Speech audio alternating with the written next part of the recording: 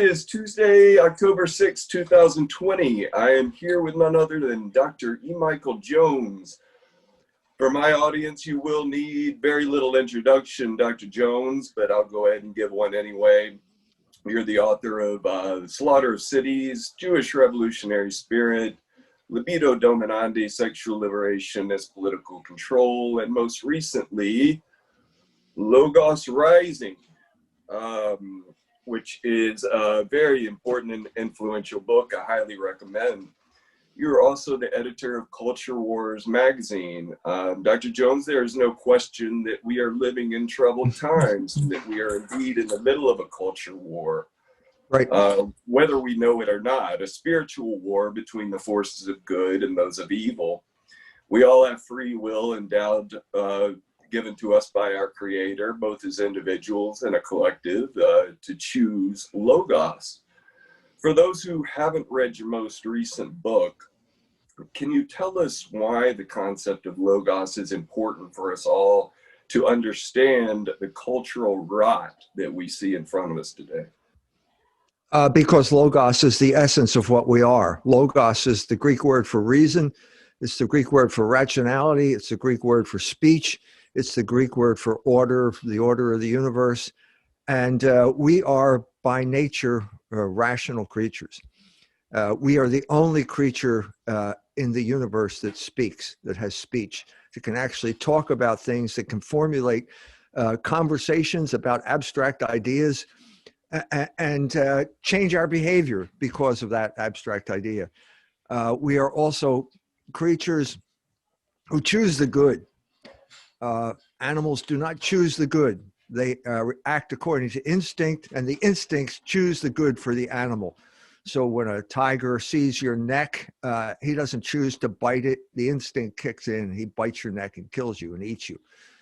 We achieve the good by the decisions that we make. And because we can achieve the good by decisions we make, we can also achieve the opposite. We can commit evil. There's no way around this.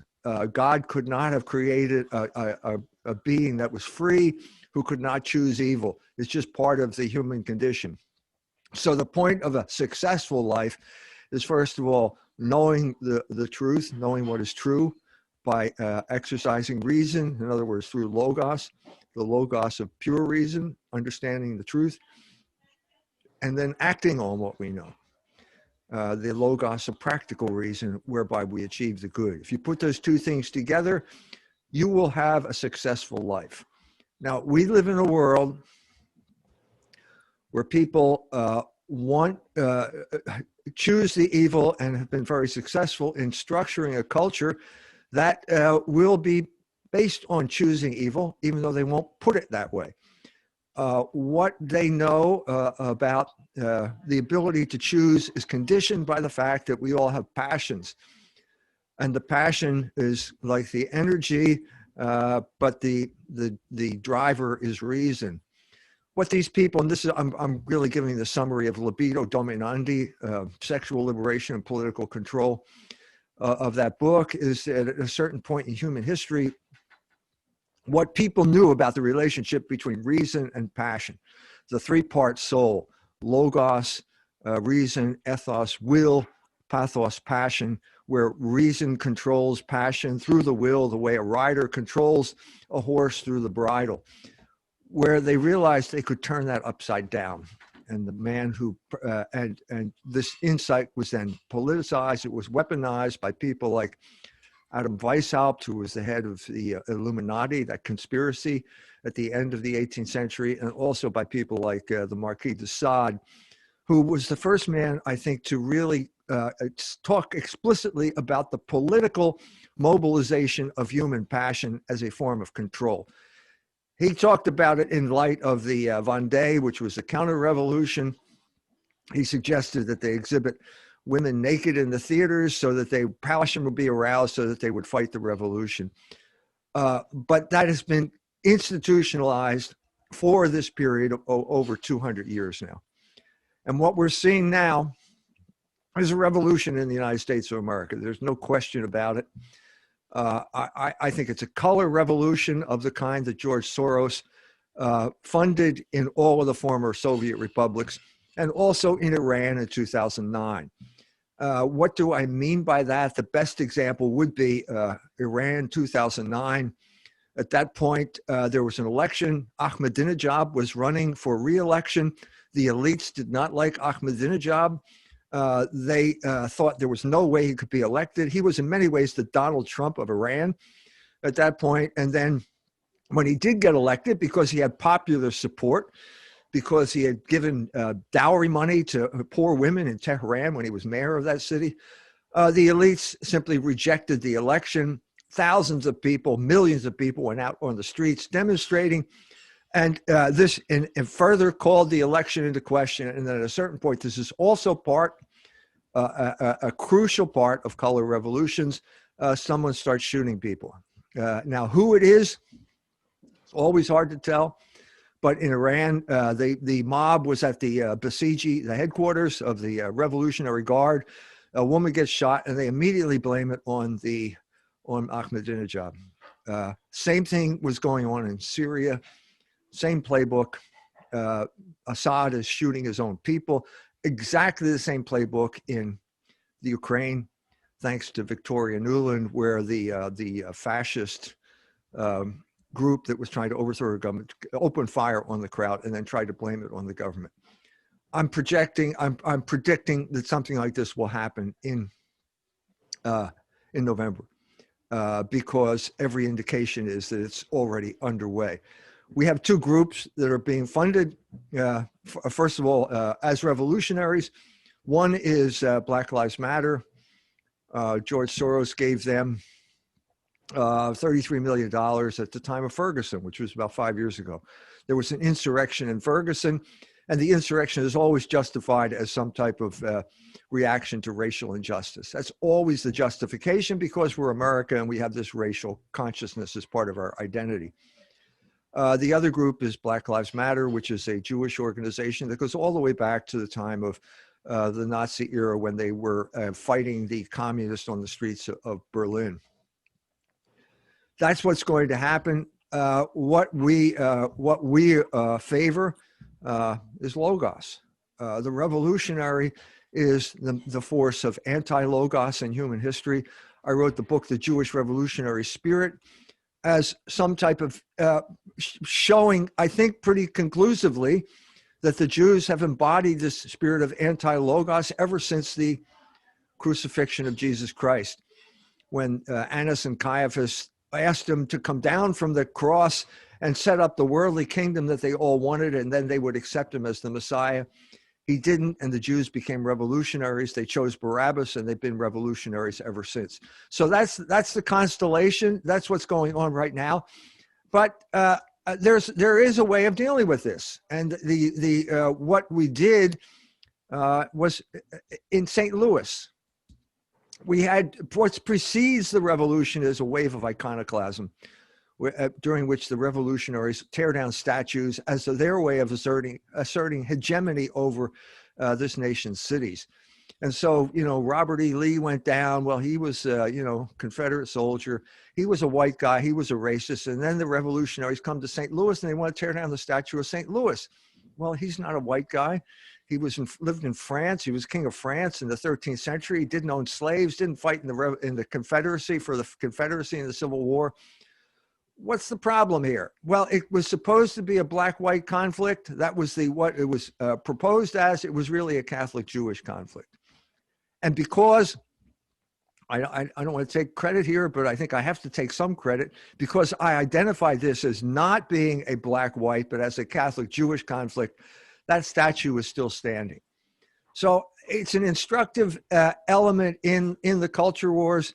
And I think it's an indication of a possible way forward. If we can identify the enemy, if we can identify the Jewish revolutionary spirit as the heart of what is going on here, as being promoted by people like George Soros, by the ADL, by 400, no, it's up to 600 Jewish organizations that will all come out in support of Black Lives Matter. Well, they're supporting the revolution. They're supporting the revolutionary overthrow of the government of the United States of America. This is known as treason. The other thing we know is that, especially with the ADL, they are morbidly sensitive whenever it comes to bad publicity. And this is their Achilles heel. This is why they have to control the internet. This is why they have to deplatform people. They cannot answer the arguments that I am making. They could not. The Jewish revolutionary spirit has been out for over 11 years now. They have ample time to write a review on Amazon. This is not the way they work. They can't answer the arguments, so they deplatform you. And this leads to more anger, and this contributes to the revolutionary ferment that we're undergoing right now. And to even say the name, George Soros, Newt Gingrich said it the other day, and they looked at him like he had two heads, and the conversation was just killed right then and there after he even mentioned the name, which of course was anti-Semitic.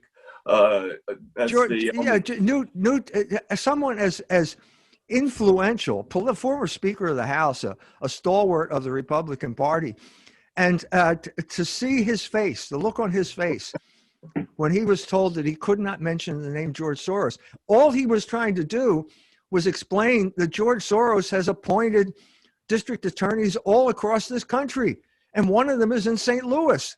This was the district attorney. It's Kim Gardner in St. Louis, Kim Foxx in Chicago. They prosecute according to the color of your skin. And if you're white, you're guilty. And if you're black, you get off, as Yossi Smollett knows from Chicago. And so these, the people who came out, the McCluskeys, when they came out with guns to protect themselves from what looked like a black mob that was going to burn down their house, they're being prosecuted now. Now, George, this is, if you don't know this, you can't understand what's going on. And if you can't name the name of George Soros, then you can't understand. So what is Fox News doing here? Are they in the business of promoting, spreading information, or are they a censorship operation like a branch office of the ADL? What's going on here? An overarching theme in the content I create, Dr. Jones, is how documents like the 45 declared goals of communism, the 11 objectives of the Frankfurt School, the protocols of the learned elders of Zion, the stated goals of Black Lives Matter, all of these, there are similarities here. There are patterns that pop up when you read these documents and you really look into these institutions. Can you tell us more about why these patterns seem to emerge in these documents, and the extent of the psychological warfare that we're being assaulted by now? Well, I mean, to get into that would be like talking about the European history, you know, and over the period of time when revolution appeared during the French Revolution, the spread of revolution, the effect that this had on the forces of order, how order tried to deal with this, how they did deal with it, and so on and so forth. But basically, I think you're talking about a kind of truncation of what the human being is. One of the turning points came in 1830, 1831. Goethe and Hegel died within a year of each other. They knew each other. They had conversations while they were alive. Hegel was writing the Phenomenology of the Spirit at the same time that Goethe was writing Faust, the first part of Faust. And I think that Hegel showed up in the drama as Mephistopheles, the spirit of eternal negation. Ich bin der Geist, der stets verneint, is what Mephistopheles said. With their death, there was an end to a kind of a period of logos, which I'm referring to German idealism, where the mind was given power that restored the power that it had before the skepticism of David Hume. And that died with Hegel. And what happened is that Hegel's I cover this in Logos Rising, of introducing negativity into the dialectic, which is his pattern for the Trinity, led to the history becoming a machine once again. Feuerbach was a student of Hegel. He pointed this out to Hegel. Hegel ignored him, and the man who picked that up was Karl Marx. And as a result, you had this materialism. Basically, after Hegel's death, materialism was the dominant ideology throughout Europe for the rest of the 19th century. And this led to a kind of truncation of what human beings are. There was no spiritual element left. There's in many ways no intellectual element left, even though people like Karl Marx wrote books, which is in many ways a kind of contradiction of what he believed. But you have more and more of the vocabulary that you need to have a reasonable discussion being excluded, until the point where the revolutionary is simply has superior morality simply because he advocates this sacred cause. And it goes back to Marxism. The black in the United States becomes the substitute for the proletariat. Instead of talking about economic justice, we're now talking about sexual liberation. All of these things have taken place. So you have a group like Black Lives Matter with all this Marxist rhetoric talking about transgenderism and homosexuality. What's that got to do with anything? Well, that's because of the transformations that I've already discussed. So at this point, the ideas are completely vacuous. There are no ideas there. We know what these ideas are. They're a front for basically power. It's just, we have the power. We're going to impose this on you. And the best way to do this is have you willingly accept it. Well, that's part of what is happening here. You got these white guys taking a knee in front of these black guys who are telling them to kneel down because, well, they all went to school. They all went to public school. They all went to the university. And you basically learn two things when you go to public school. One of them is Martin Luther King, and the other one's Rosa Parks. And that's it. And the civil rights movement became the official established religion of the United States of America. And if you criticize that religion, you're a heretic and you're blaspheming and you have no rights. And that's the situation we're in now. There was a speech that you did back in 1996 that C-SPAN covered, and I don't know where you were at the time, but it seemed to be an educational institution of some sort. But you were speaking on, I guess you just had then finished Degenerate Moderns, and you were speaking to a crowd of students, and their questions afterwards were heated, but it wasn't anything like the emotional screeching that we see today and the outright banning of you from that campus. I don't even think you'd be able to give a speech like that anymore. In the course of your lifetime, Dr. Jones, and in your experience in the educational system, how bad has this gotten, not only in terms of the limitations imposed on public discourse, the quality of public discourse, the ability to express ideas as an individual? Yeah, well, you're right. I started off as an educator. I got a PhD in American literature at Temple University in 1979. Got a job that year to teach American literature at St. Mary's College. Catholic college, and 1 year later I got fired because I was against abortion. So how can you be fired for being against abortion at a Catholic college? Well, the feminists had taken it over. It's that simple. So this was my first experience of the abrogation of your right to speak, academic freedom, all of those things. And at that point, I had one of those moments where I don't have a crystal ball, but I could see the future and it didn't look good. So I got out of academia. But I was what you would call an educational reformer at the beginning, because I started writing articles about Notre Dame, which was right across the street from St. Mary's. I wrote a book called Is Notre Dame Still Catholic? About the corruption of Catholic education. The final chapter of Logos Rising is that story of me showing up there where after Logos in the New World had been strangled at Notre Dame because of their rejection of Thomism. So it's a book. It's available at culturewars.com. It's like 30 years of articles. And the situation at Notre Dame went from bad to worse. Now, how can we put this in perspective right now? Well, let's look at Seattle. The mayor of Seattle is Jenny Durkin. She's a lesbian. She's a Catholic, and she's a graduate of Notre Dame University. So what you're seeing here is the fruit of bad education. I've already talked about public school teaching certainly every single black child to be a revolutionary, to embody the Jewish revolutionary spirit as part of Black Lives Matter. Something similar happened to every Catholic that came out of Notre Dame, and the other Catholic institutions aren't much different. They're no better. They're the same thing because they're all government institutions. She apparently sees no contradiction between being a lesbian and being a Catholic. This is the type of thing I was talking about. And what happens here, she was appointed by Obama because she was a lesbian, not as mayor, but as district attorney, or not district attorney, U.S. attorney in Western Washington. At the same time that Obama appointed Lori Lightfoot, who is now mayor of Chicago. She was appointed U.S. attorney for Ohio. So what you're seeing is a plan here. This is a plan right out of Libido Dominandi, okay? Obama is smart enough. He's an insider. He's not like Trump. Trump's an outsider. And when you're an insider, you know that sexual liberation is a form of control. You know that.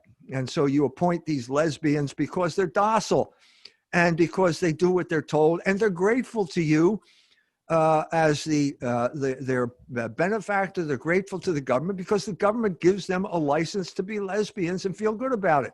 They don't have to deal with their troubled conscience because the government is taking it over.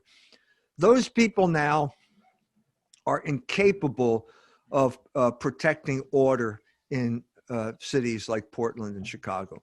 Jenny Durkin came out and said, oh, it's the summer of love. This is a group, Antifa takes over the center of the city. They declare it an independent country, the Capitol Hill Autonomous Zone. And that was a kind of joke in the media until finally somebody got killed, and then it's not funny anymore. And so order has to be restored. The order still hasn't been restored in Portland. And as far as I know, the revolutions are still in control of Portland. Lori had to come to the altar moment when she realized these people are taking control of my city, and if they do that, I'm no longer mayor. So what started out as a stunt by Lori to make Trump look bad by allowing the rioters to take over the loop then had to be reversed. I'm saying this is the fruit. What we're seeing now is the fruit of bad education. They have corrupted the minds of the people. The people now identify with the revolutionary forces that are going to destroy them. And that's known as being educated. If you're an educated person, you take all this stuff seriously because you went to a place like Notre Dame. We're reaping that fruit right now. I've heard you say a couple of times in interviews that you can't understand America unless you conceptualize it as a power struggle between Catholics, Jews, and Protestants. And I don't think many people are aware or understand the vast changes that have taken place in our culture as a result of Jews wresting power during that struggle. How deep does Jewish influence pervade modern life, and what are the consequences? Well, Yuri Slezkine said we're all Jews now. He wrote a book called The Jewish Century. So every American is a Jew simply because of media. If you watch television, you're going to think and act like a Jew. I don't know whether this is true, but my father, the priest, Father Feeney in Boston, who was instrumental in the conversion of a lot of people at Harvard, said having a television is like having a Jew in your living room. Well, we've all grown up with Jews in our living room, and we all think like Jews. And as a result, we play right into their hands. Now, you can't say that. Anytime you would say something like that, you would be called an anti-Semite, and then they're going to get rid of you. But when you talk about Protestant, Catholic, Jew, you're talking about the triple melting pot, which I think is the best explanation of ethnicity in America. And it says basically that after 3 generations, no matter where you come from, you become assimilated as a Protestant, a Catholic, or a Jew. In other words, your religion determines your ethnicity in the same way it does in places like the former Yugoslavia. Well, that's fine, okay? And just as in Yugoslavia, there is a battle between these groups, there was a battle in America. And it's going on to this day. Now, the problem here is that most people don't see it this way. And now we got a lot of people out there who I am claiming are playing right into the hands of their oppressors by resurrecting the racial narrative. So wait a minute, I'm white. Well, what do you mean you're white? What does that mean? Does that mean you're a Protestant who doesn't go to church anymore? It means Because you're that's demonized. well, the point here is that if you're white, you lose. So let me give you two examples. Charlottesville 5 years ago, or 3 years ago, Charlottesville 3 years ago. Those guys identified with white, and you knew they were going to lose as soon as you did that. Because if you're white, you're a racist. And if you're a racist, you have no rights. And so that statue is still standing. I'm sorry, that statue was taken down. Robert E. Lee is gone. Okay, now let's fast forward to St. Louis. You got a guy, Umar Lee, who's trying to play the same game here. It's the statue of St. Louis. Well, first of all, what's he got to do with race? Nothing. Okay, so he says it's white supremacists who want to keep that statue. We have to protect these women demonstrators from white supremacists. Well, it's not white supremacists. Do white supremacists pray the rosary? No, it's Catholics. So if it's Catholics, well, what's St. Louis got to do? Well, the only reason that Umar Lee, who claims to be a Muslim, wants to take down the statue is because St. Louis burned the Talmud. Well, wait a minute. You mean black people in St. Louis are upset about the Talmud? Do they know what the Talmud is? This is ridiculous. So what happened here is it was identity theft. This is something we really have to take seriously, because that's what's going on in this culture right now. It was a Catholic-Jewish battle, but it was portrayed as a black and white battle because they know if it's a black-white battle, the whites always lose. And so if you can persuade these Catholics that they're white, they're going to lose. Well, it didn't work. And that statue is still standing. St. Louis is still standing. And I'm saying this is a recipe or a formula for success in the culture wars, because you're going to lose if you say you're white. But you're not going to lose if you say you're Catholic. Now, I know we are beleaguered here. Just look at the way Amy Barrett is being demonized. The Supreme Court nominee is being demonized because she's going to impose her Catholic views on the people of the United States of America. Well, wait a minute. You mean to tell me that Ruth Bader Ginsburg didn't impose her religious views on the United States of America?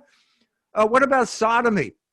What about abortion? These are two of the Jewish sacraments, and she imposed both of them on the United States of America. She was the architect of the partial birth abortion decision and also the architect of the Obergefell gay marriage decision.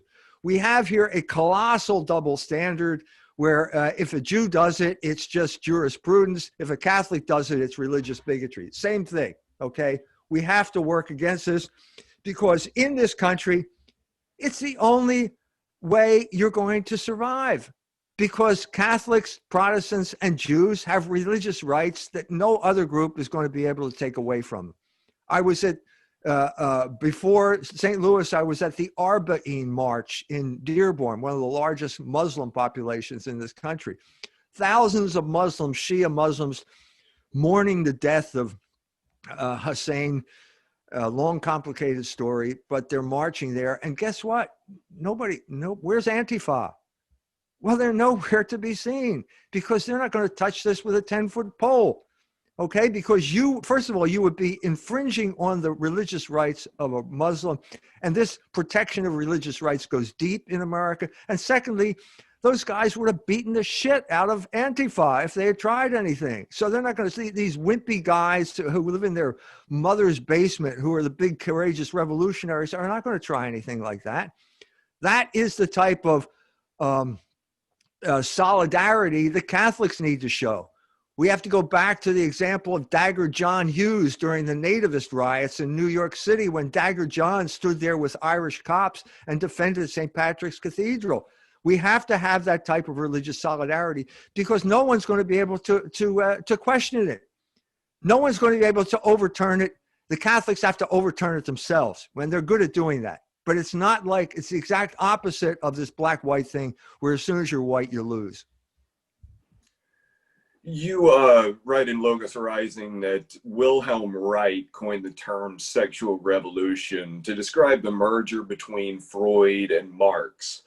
Reich thought that what makes the masses incapable of liberation is the suppression of sexuality in children, teens, and adults. We've seen the trailer for this movie, Unpregnant. I don't know if you've seen this or not, but it basically celebrates abortion. It bills itself a comedy film. Of course, we've seen a steady acceleration in sexual quote unquote liberation with the introduction of that movie Cuties, which seems to be only the most recent brazen attempt to normalize pedophilia.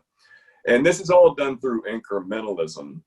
Could you give us some more insight into how Freud and Kinsey have shaped culture through the sexual revolution and the disastrous consequences that have developed as a result? Yeah, Freud turned the soul upside down. So he put he accepted the tripart division of the soul that we inherited from the Greeks, but he changed it into super ego, and id.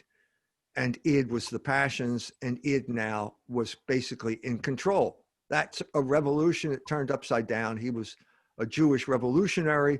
He focused mainly on bilking rich Americans, but his nephew, Eddie Bernays, applied those theories to public relations and advertising.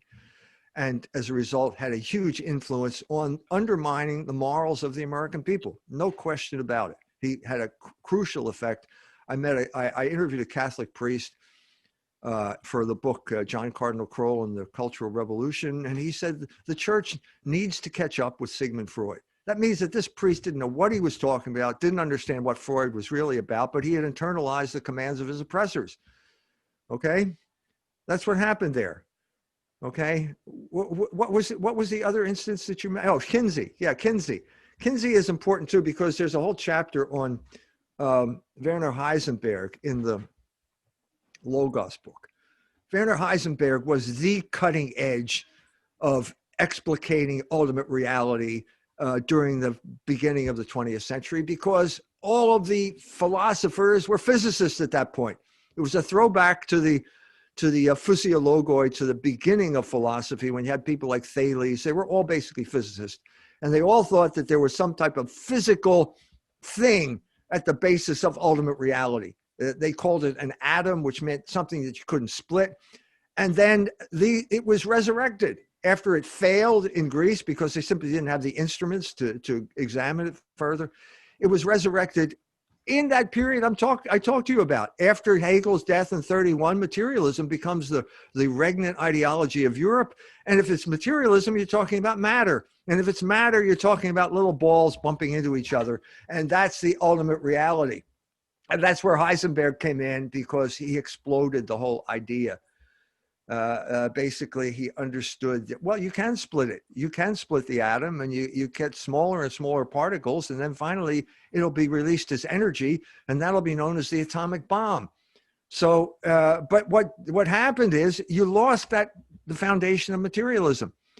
Heisenberg, at the end of his life, had to come back to Plato and said, basically, the atom's a form. It's not a material thing. It's a form.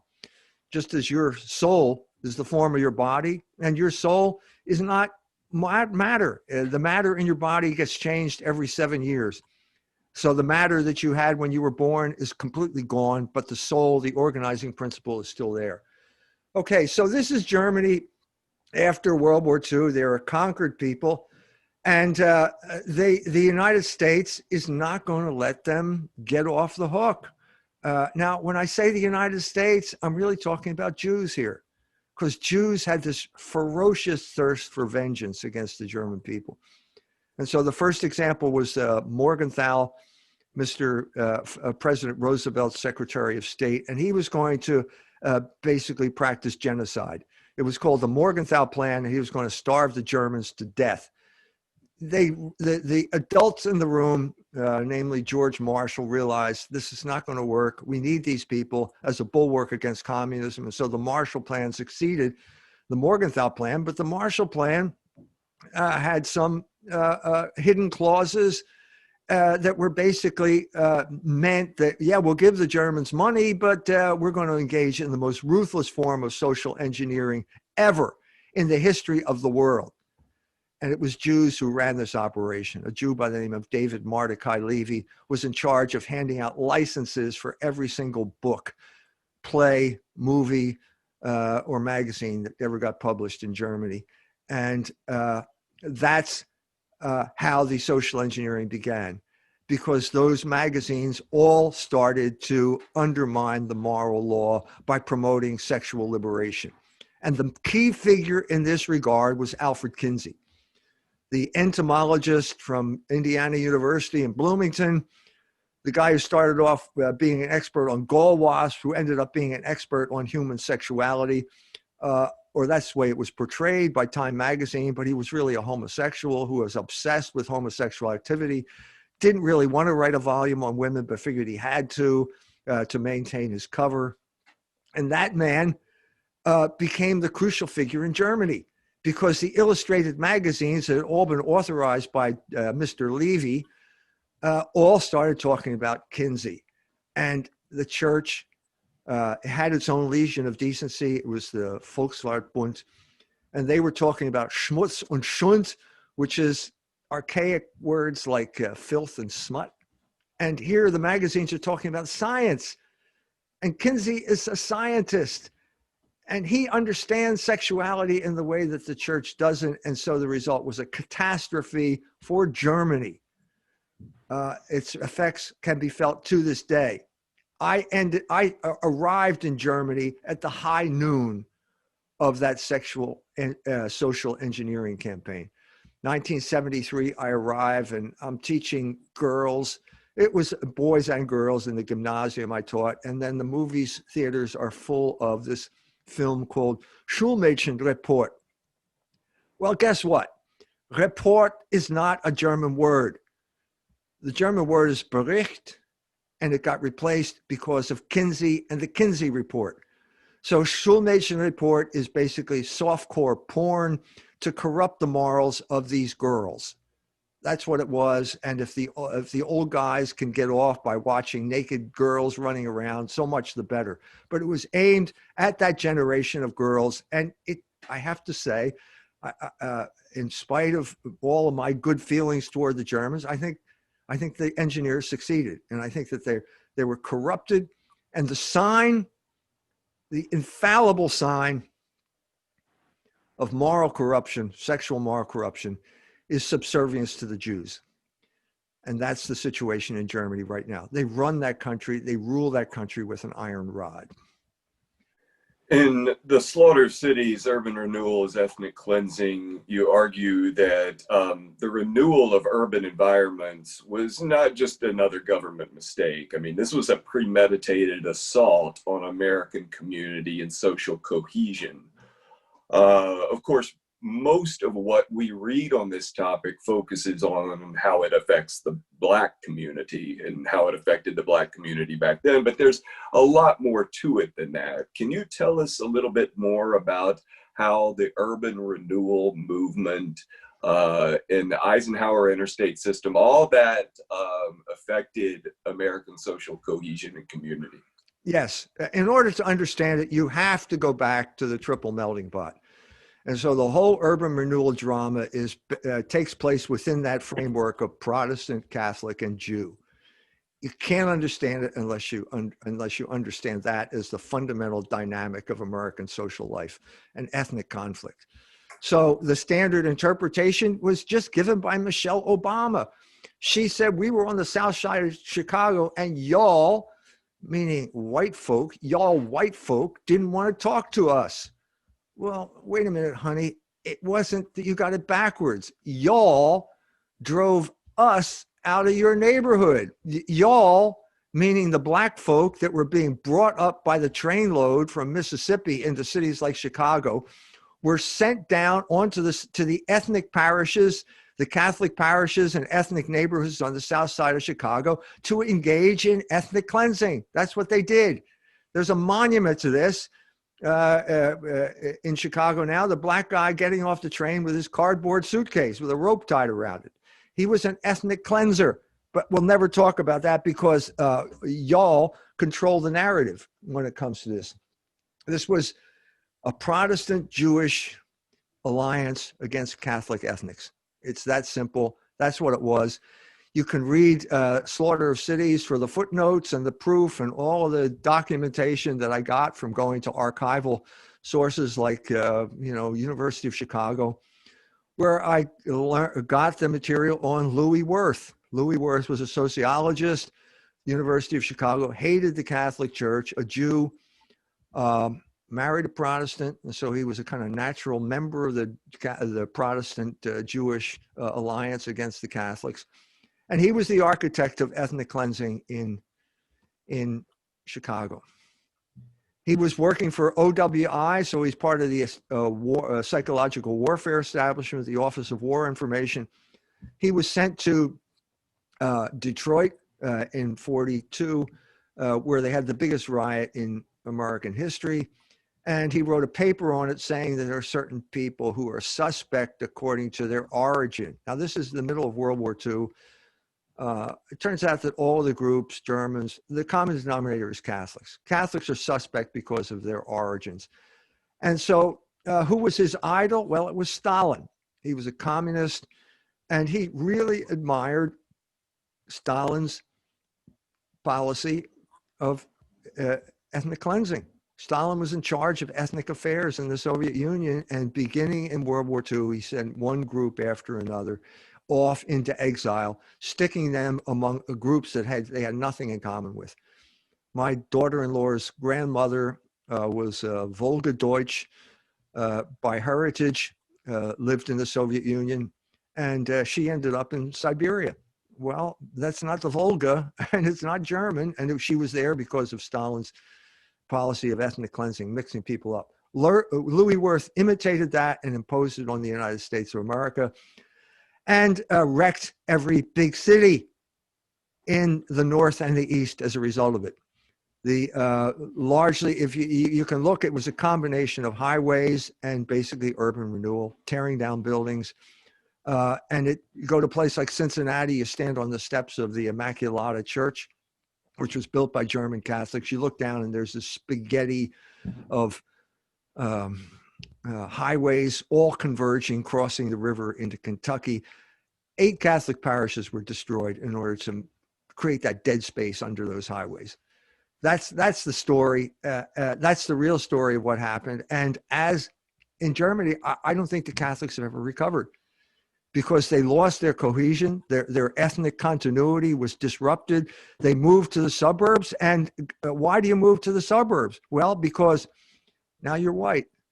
You were Polish when you lived in Chicago. Now when you're moved to the suburb, you're white. And because you're white, you don't have any protection. That's what we know now. If you're white, it's over. You lost because you're a racist. The classic incident of this, and I discussed this in Slaughter of Cities, is when Martin Luther King showed up in Chicago and started protesting. What are you protesting? Y'all are from the South. Down South, you was either black or white. You wasn't none of this Irish or Polish or none of that stuff. That's what Dorothy Tillman said. She worked with Martin Luther King. They were completely bewildered when they came to Chicago, and the blacks in Chicago knew that, and they told black ministers, took out a full-page ad and told Martin Luther King to go back to Alabama. This is the type of misdirection, again, where you're constantly trying to force an ethnic narrative into a racial paradigm, a racial template. And so Martin Luther King shows up at Marquette Park. The people on the other side of the street start throwing rocks. He gets hit on the head with a rock. It's not going well. Who were those people on the other side of the street in Marquette Park? Well, look at them. They're white. Well, if you ask them, are you white? No, they'll say, no, we're Lithuanians, because that's what that neighborhood was. And we don't want, this is our neighborhood. You want a neighborhood? Go someplace else. We don't want Germans living here either. We don't want Italians. This is a Lithuanian neighborhood that was completely obliterated with the help of Catholics. And the main Catholic who helped in this regard was Father Theodore Hesburgh of Notre Dame University, who showed up to give moral support to Martin Luther King as he destroyed Catholic neighborhoods. And there's now a statue in downtown South Bend of him, Hesburgh and King singing, "We Shall Overcome Together." That's an icon. That is an icon. That is a statue which represents our civic religion. And I guarantee you, it's not going to be torn down. Not anytime soon. Dr. Jones, it seems to me slavery is to blacks what the Holocaust is to Jews. Both institutions have been industrialized and have been leveraged against European whites for mainly extortion purposes, playing on guilt for the extortion of money and political power. We've seen calls to action in support of reparations, just like what we saw after Nuremberg in Germany. I've heard you discuss the Black-Jewish alliance, and I'm not sure that many people are aware of just how important that alliance is, with not only Black Lives Matter, but with a lot of things that have happened throughout our recent history in terms of racial animosity.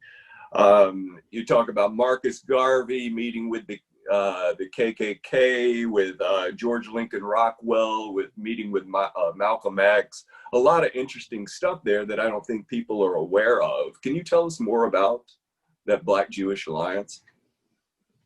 Yeah, the Black-Jewish alliance was created at the beginning of the 20th century in the wake of the murder of the lynching of Leo Frank, the only Jew ever to be lynched in the United States of America.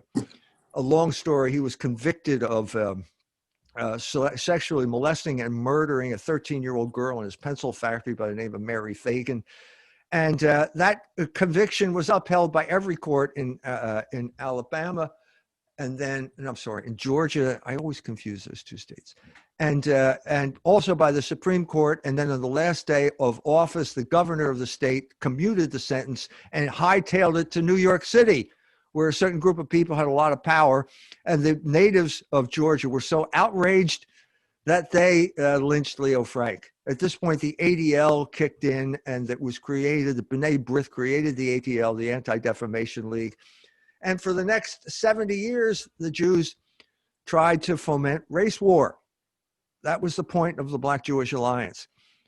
They founded the NAACP, which was a Jewish organization. And the man who figured that out was Marcus Garvey, who was the Black nationalist from Jamaica, had a huge following in Harlem during the 1920s. And he showed up at NAACP headquarters and, hey, no Black people. It's only Jewish lawyers here. The Spingarn brothers were the people who created that organization. That organization, the culmination of that effort was the Civil Rights Movement. Martin Luther King was basically funded by, his fundraiser was a Jewish guy who could always count on getting money as long as Martin Luther King attacked the right people. And that's the reason Martin Luther King went to Chicago. There was no segregation in Chicago. It was an attack on Catholic ethnic neighborhoods. That's what that was about, because the Jews were pulling a string. It wasn't just the Jews, the Quakers were involved too. As I said, it was a Jewish Protestant alliance against the Catholics. That Black-Jewish alliance collapsed in '67 when Harold Cruz wrote his book, The Crisis of the Negro Intellectual. The man who single-handedly resurrected the Black-Jewish alliance is George Soros. It was dead for that period, 67 to the present, let's say 67 to Ferguson, 2015. A long period of time where it was completely dead, and in many ways, it's still dead. Before, we tend to forget that there was racial animosity in places like Brooklyn and northern New Jersey right before the Black Lives Matter thing, and it was all Black. Was it Black-white? No, it was actually Black-Jewish, because the Blacks were sick of having their rent raised, of being gouged by local stores, which was also the traditional way that Jews dealt with Blacks. This is Irving Horowitz wrote a memoir about his father owning a hardware store in Harlem, and how they used to delight in cheating the Schwarze. It was a joke. Every Christmas, they'd test their light bulbs, and they'd have them buy new light bulbs for their Christmas tree, even though the old ones were perfectly good. And they all laughed about it. Well, at a certain point, the laughing stopped, and you had the riot in Harlem in 1937. And of course, Fiorello LaGuardia at that point has to rush in and say, this is about blacks and whites. No, it isn't. It's about blacks and Jews. And that's precisely what the issue was in Newark right before last year, and also in Brooklyn. The Jews were forcing the blacks out of the neighborhood, and the blacks knew it and they didn't like it, and there was violence as a result. This is the type of thing that you will never hear about, never. Even though a Jew, Murray Friedman, who was the head of the American Jewish Committee in Philadelphia, where I grew up, wrote a book on it saying what went wrong. I think that's the title of the book. He wrote about it. The Jews talk about it to themselves.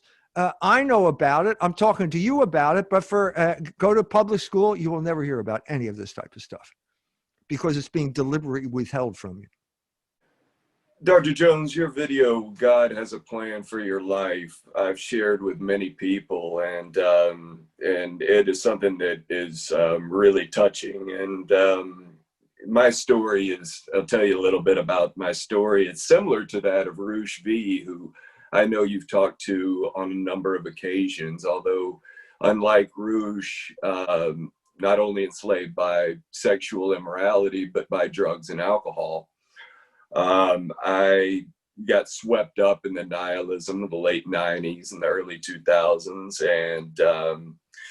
and began to awaken and have a transformation. Came to Christ a few years ago, and I credit you and many others with getting me to the point of a spiritual understanding. At that point, I went back over my life and tried to look at the points about where it all went wrong. Dr. Jones, we are being subverted at nearly every level, every conceivable level, and the reality in which we currently live seems to be a Luciferian inversion of Logos. There are many people out there I know during the COVID-19 response alone that are going through a lot of difficult times right now, especially with the social isolation. I was wondering if you had something to say to such people and how they may awaken to God's plan for their life and Logos working in their lives. Yeah, God has a plan for your life. And that became apparent to me on that walk that I took. I believe it was in May. It was a rainy day in May. And that woman, how can you say you have a plan? I gave a talk to a bunch of smart Kenyan students, high school students, and they said, if God has a plan, how can we have free will? Very bright guy. They're all incipient philosophers there at that school in Kenya. And that's precisely the point. There is this weird combination of an absolute plan of God, and only God could create this plan, and absolute free will on your part. And the secret is to mesh those two things so that you collaborate with that plan by your free will.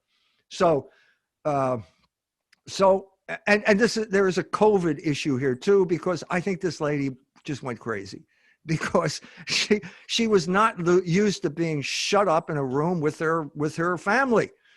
This was not part of her culture. She was out doing things, you know what I mean? And now she's shut up and they're all getting on each other's nerves. And worse than that, and she's just going crazy. So how does this come together? Well, I'm walking across the bridge over the St. Joe River, and she comes toward me. She's on the other side of the street. She crosses over toward me. I'm thinking, here comes this black lady. She's going to hit me up for some money. And she didn't. She said, do you have a cell phone? And I said, no, I don't. I'm the only white guy, probably the only guy who doesn't have a cell phone in South Bend. I need to call my mama. I'm going to kill myself. And at that point, she jumps over the rail and is standing on the ledge over the St. Joe River. And the St. Joe River was really high, and it was really cold, and it was really fast. And she probably, unless she were a great swimmer, she would have drowned. And so for the next 15 minutes, I'm trying to talk her off the ledge.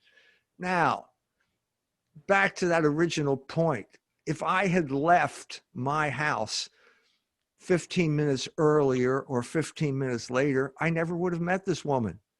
I would have walked by. If she had left her house 15 minutes earlier or 15 minutes later, she never would have met me. Now there's no other mind that can bring those two things together other than God. God brought the two of us together. for a purpose. The purpose was, I guess, so she doesn't kill herself. But the purpose beyond that was to suddenly show you that there is a plan. There is a plan, and that doesn't inhibit your freedom at all. Because when I walked up to this woman and she walked up to me, I could have simply said, brushed her aside and kept on walking and not look back. Could have done that. And she could have maybe at that point, okay, this white guy ain't going to talk to me. I'm going to kill myself. And she could have jumped in the river. That could have happened. And it was both on our free will was the necessary cause of that not happening. So I didn't walk away. I stopped to talk to her, and maybe because I was talking to her, she didn't jump in the river. And at that point, I'm trying to say, so I said to her, God has a plan for your life. I don't know whether she understood that. She was so overwrought. And then she starts saying, nobody loves me. My family doesn't love me, so I can understand why you feel bad, because we all need love. And at this point, she got out onto the bridge abutment. So at some point, I'm thinking, maybe I could grab a hold of her if she tries to jump in. Now I can't even reach her. And at this point, the cops show up. And at this point, I said a prayer. Now, that prayer is also part of God's plan. God knew I was going to say that prayer. God wrote that prayer. God created that prayer, or the mind that created that prayer, because he knew that it would be necessary at a certain point. So all of these things played into that factor, into this situation.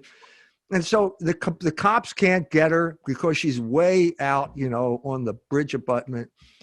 They can't grab her. And then after I finish the prayer, she turns around and walks back to where she was. And at that point, the cops grab her.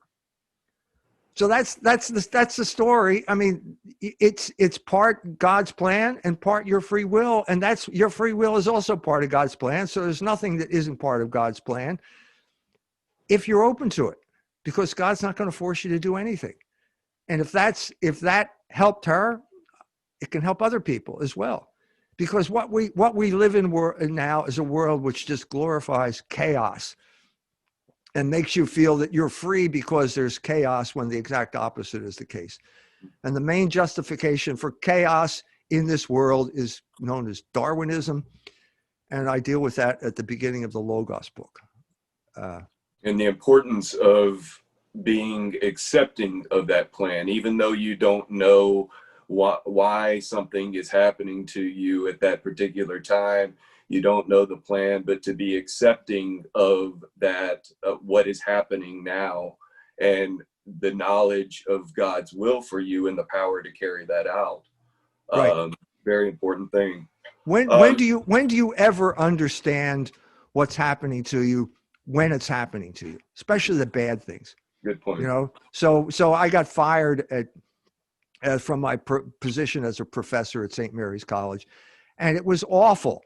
I had to spend 6 more months going through the motions of teaching, where everybody walked to the other side of the street whenever they saw me, as if I had leprosy or something like that. So it was awful. And now I understand it was the best thing that ever happened to me. So how do you get through those periods? So from the time it happens to you to the time when you understand why it happened to you, can see it was something good, because I now see it as the best thing that ever happened to me in my life. Well, that's called faith, because sometimes you just can't see. You can't understand. You have to hold on, because you're blind when it comes to the future. We're all blind when it comes to the future. No one can see the future. No one can know the future. And the future, more often than not, seems threatening. And you, more often than not, want to capitulate to your fears and do something stupid. And you can't do that. You have to wait until that plan kicks in. It's already happening, but you can't see it. And because you can't see it, you need faith. I just have one question real quick for you from a subscriber who wanted me to ask. I always wanted to know about Dr. Jones as a father. He has 7 kids, I believe, and it sounds like they were raised well and turned out to be good people. what kind of parental advice do you have, and what can be done to make sure they don't turn out to be like the sad specimens we see running around today? I have 5 children, and Five. I have 20 grandchildren. And I think in retrospect, looking back, the most important thing in our family life was dinner, I think, because we all got to sit around the table and we all got to say what was on our mind without any inhibition. And that can sound bad. I mean, obviously you have to act with decorum when you're in a family, but there were no taboo topics. And I think they got, I had one of those sons went to Harvard. I think he got a better education at the dinner table than he got at Harvard. So if make sure you have dinner. I mean, make sure you have dinner together with no. I mean, it used to be television was always in the background. Make sure you don't have a television. You should never have a television, and make sure you practice that what I would call unprotected intercourse in the family. First of all, open to procreation in the sexual act, but also open to intellectual discussion, open to logos, because that's where they learn. That's how they learn. That's how they learn to be that you can deal with these issues through your reason. That's where they learn it. They'll learn it at the dinner table. Dr. Jones, this has been a real pleasure. I thank you for coming on, and I hope to do it again someday. Thank you. Thank you for having me. All right. Bye now. Bye-bye.